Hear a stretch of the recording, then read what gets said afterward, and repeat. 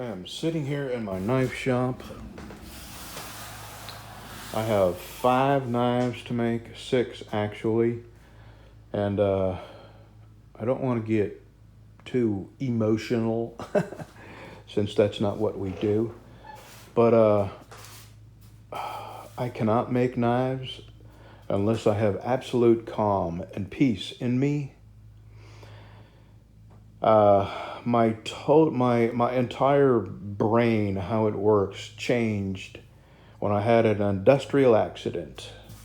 Well, I was actually involved in an industrial accident, and I've maybe mentioned this once or twice, but I was diagnosed with PTSD afterwards, and they gave me some mind-altering, insane drugs that if you took it, you'd get up out of bed in the morning, go sit in the recliner, and you'd sit there all day and then get up out of the recliner and go to bed. So I stopped taking those drugs, and I've learned to work within the limits of this new way that my brain seems to work. And that's the best way I can explain it. So all the things going on in the world has just really ate my guts out. And to make knives and to do them well as I am capable of, I have to have 110% of my attention focused on the knife making. And I can't seem to make myself come out here and focus or feel good about making knives.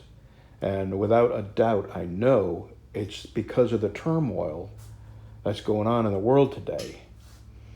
And I feel like after the election and after the peaceful protesters finish their temper tantrums and life goes back to normal, that I will once again feel calm and peaceful inside, and I'll be able to make knives.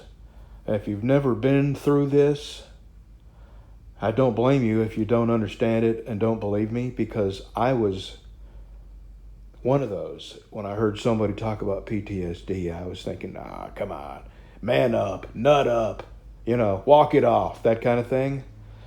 But until something like what happened to me has happened to you, you do not understand the effects it has on you for the rest of your life. And I'm not even going to go into detail because I just don't want to talk about it. And it happened at work, and it changed me forever.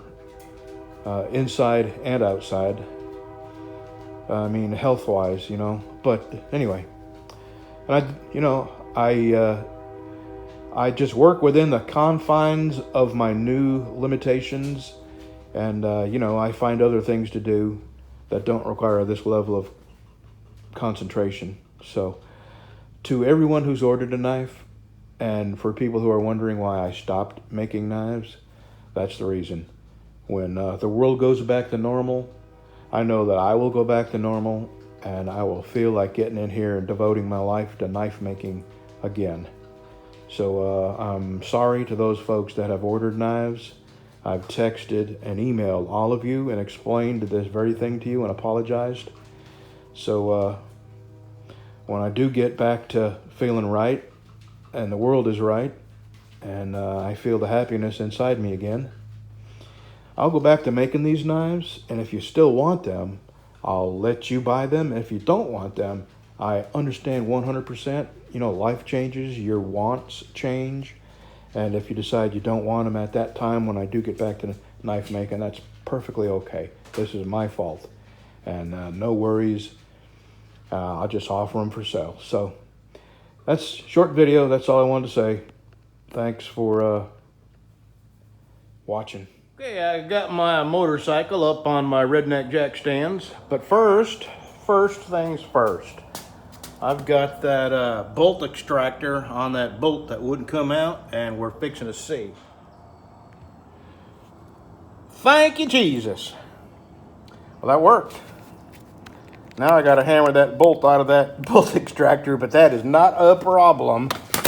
All right, boy, that was a real source of aggravation, I gotta tell you.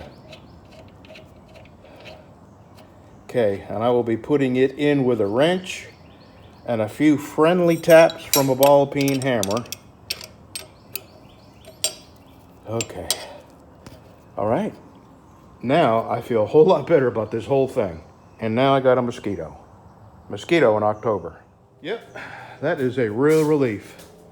I'll tell you, I know it's weird and I know it's all mental, but when I put that back on there knowing how messed up this was, here's what, it makes me feel naughty. I can't describe it. I can't describe it any other way, but when I do stuff I know isn't right, like putting this back together with a messed up bolt like that, it makes me feel naughty. I don't know how else to describe it, but I feel like a good boy again.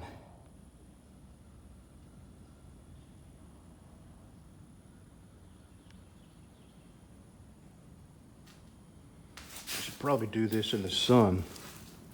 Just finish waxing it.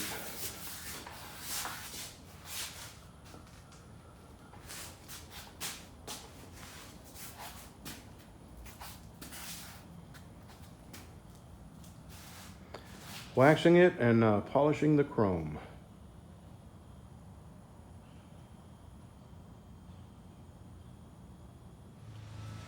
If anybody's ever wondered what a bolt extractor looks like, that's it. It's built in a way where as it turns, it puts pressure this way, squeezes the head of the nut that's stripped out, and I would think that this would be able to exert enough pressure, twisting pressure, that if it was just froze up, I mean, this would snap the head off, which, you know, on the case of my caliper, wouldn't be the worst thing that could happen, because then I would just take the tire back off, the wheel back off, pull the caliper off, and then drill out the bolt. Anyway, that's what a bolt extractor looks like. And Harbor Freight, made in Taiwan, but I'm certain it's made of Chinesium or unobtainium. Okay, back to work, everybody. Yep, our outdoor lap chicken is now an indoor lap chicken. She wanted a chip. Now we're going to feel bad leaving her outside in the cold, now that the cold is here.